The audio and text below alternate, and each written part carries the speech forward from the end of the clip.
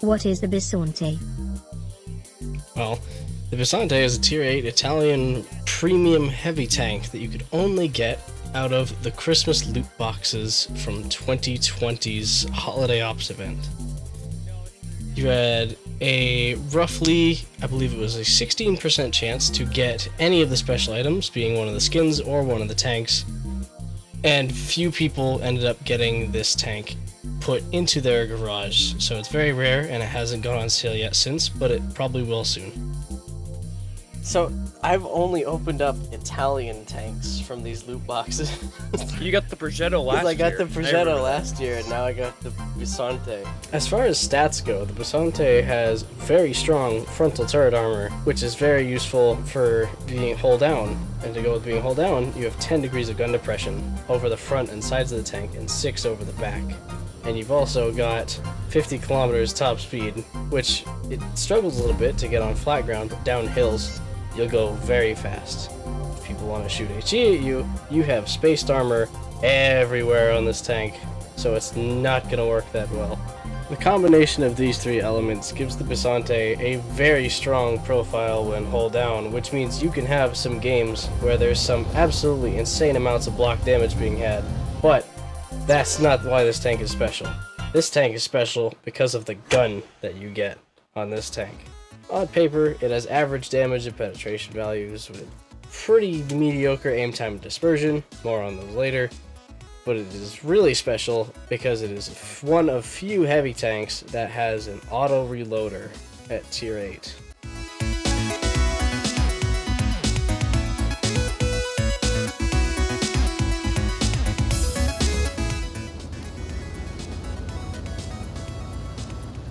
I'll briefly explain how this works, because it goes for a few tanks. So if we zoom in, thank you, then you can see this shell slowly goes red until it turns green. That means it's loaded. When that shell gets loaded, the second shell starts loading. Little bars will pop up next to the shells, except for the Progetto 46 medium, it doesn't get this system. And that lowers the penalty of shooting while the shell is loading. The first shell loads the slowest, the second shell loads a little faster, and the third shell loads the fastest. So logically you'd want to just keep shooting off the third shell over and over and over again to keep your DPM up. However, if you need to, you can shoot off all three in a burst to reload them again.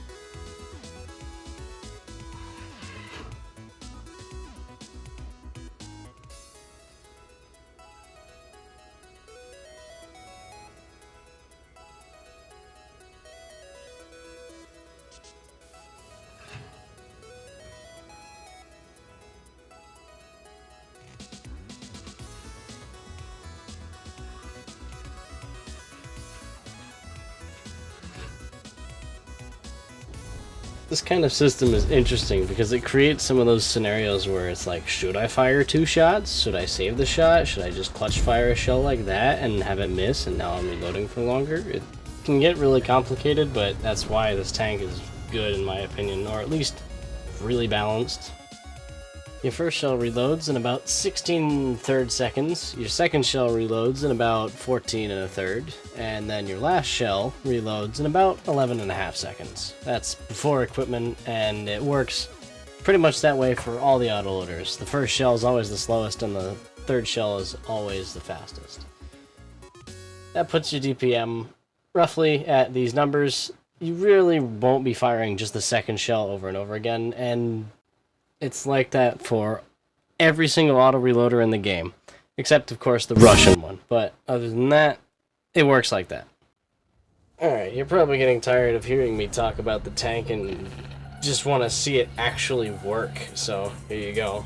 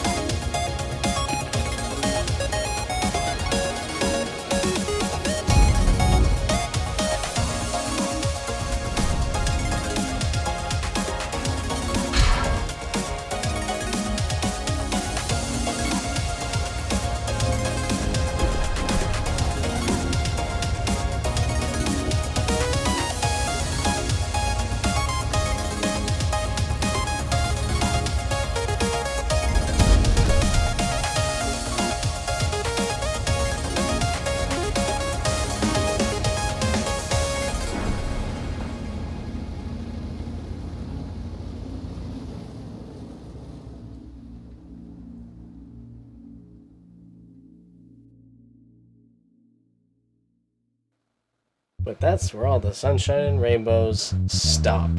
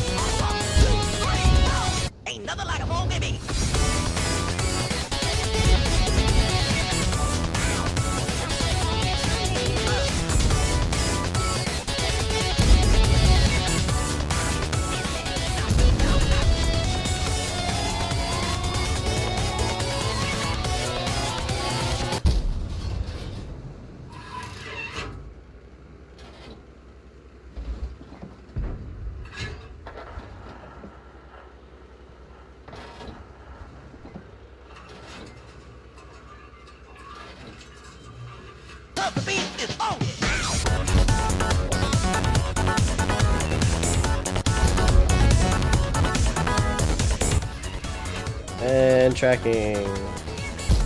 Or not. And this is the gun. People say I hate the guns, I say I hate the gun's dispersion. This is what I mean. Flatten the side. Flatten the side. Flatten the side. Oh yes. At least you got some tracking. That's what I hate about the gun. People say you can buff the dispersion up. It's just the gun just sometimes decides to miss. Nothing I can do about it.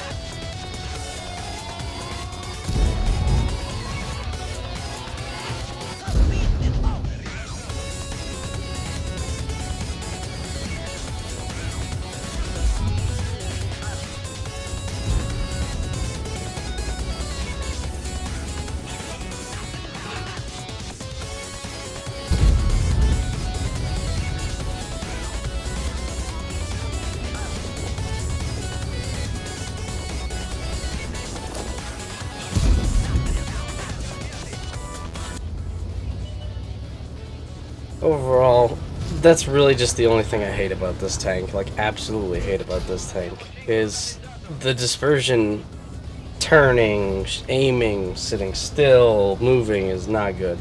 Of course, any gun has miracles, but that's any gun. You can do that with any gun. The KV-2 is built off of that legendary accuracy. But overall, that's the only thing I really hate about this tank, is the dispersion will just bite you sometimes so much and will not let go.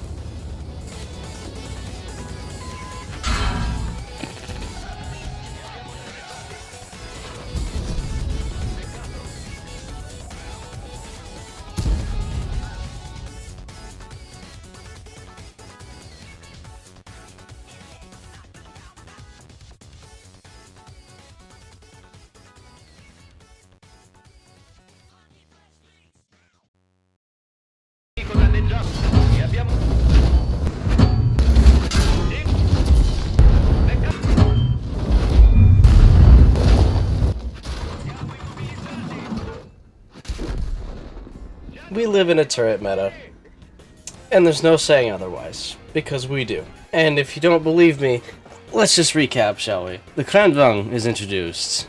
A semi-mobile heavy tank with a good damaging clip and an unpennable turret, which got buffed to have faster clip reload and only 3 shots, which makes it better at DPM. The WZ5A is introduced and replaces the 113, a very mobile heavy tank with great alpha damage per shot and fantastic turret effectiveness for when it came into the game. The AMX M4 MLE 54 and 51 are introduced. 2 mobile hold-down heavy tanks with good alpha damage per shot and turret effectiveness.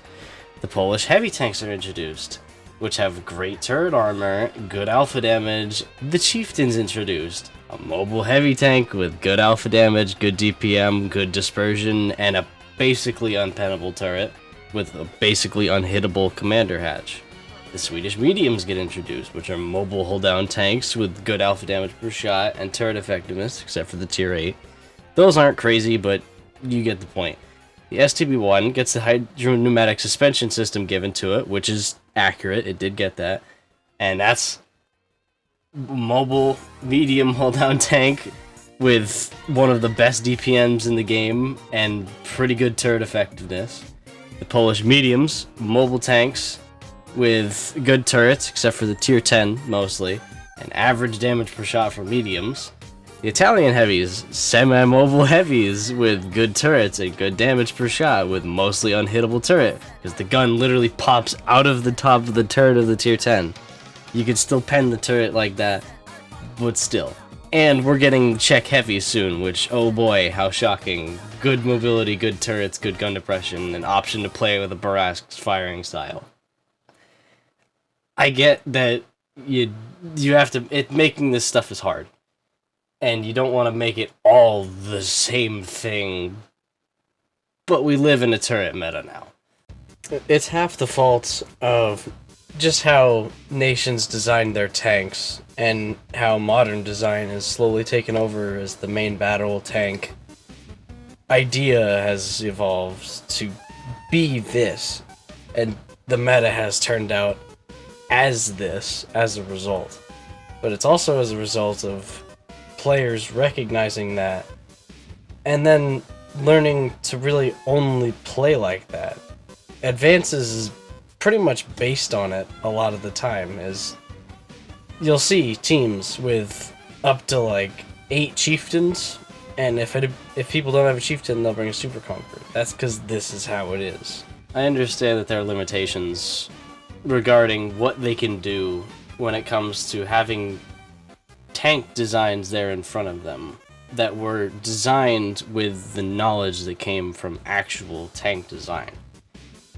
When they're learning that sloped armor is important and you can have great armor in your turret, you just pretty much dig a hole in the ground and then put the turret in the hole, or put the tank in the hole, so only the turret is showing, and that's what tank design is. You can see it now in an Abrams, Leopard 2, the Chieftain.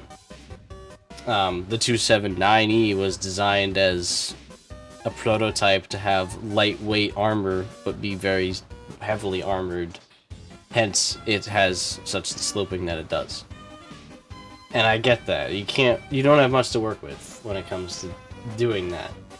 And they don't want to make all the tanks the same tank, but when that happens, they can't make a tank worse than the ones that already exist, because nobody will play it, because then it just won't be interesting to play. That's why these new Czech heavies are getting the 2 shots, and that's what'll make them interesting to play.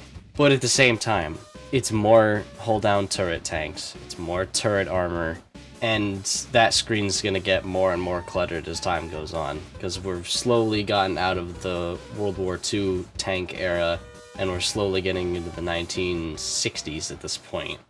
Anyways, at the culmination of the last roughly 4 years of hold-down meta tanks being introduced into the game, we got the Bisonte with the Italian heavies. This thing's turret armor is insane, but only sometimes. When you're using gun depression, it is absolutely amazing. There are not many tanks in this game that can actually pen this thing when it's at its full potential of gun depression. There's actually a few positions where this tank works incredibly well, most notably on, I would say, Redshire, and the South Swan. You can get up on this hill where you can basically shoot down, and you're at full gun depression the whole time. However, if you're on flat ground, you can get penned right through the front of the turret and right through the front of the hull with ease. And your driver dies pretty much every hit you take to the front of this thing. If they hit you in the gun mantlet with HE, your driver will die pretty much all the time, if you're at least facing the enemy. And if they hit the front of your hull, your driver's dead. Few exceptions, and you gotta fix your driver because you're not that mobile. Even though you have 50 kph top speed, you're not that mobile. The power to weight ratio with the turbocharger is only like 17, so you gotta have your driver up at all times, and your driver will die a lot. My driver died from an HE hit from a lever, and then about 6 minutes later, my driver died again from an inside track wheel shot from a lease. So your driver will die all the time.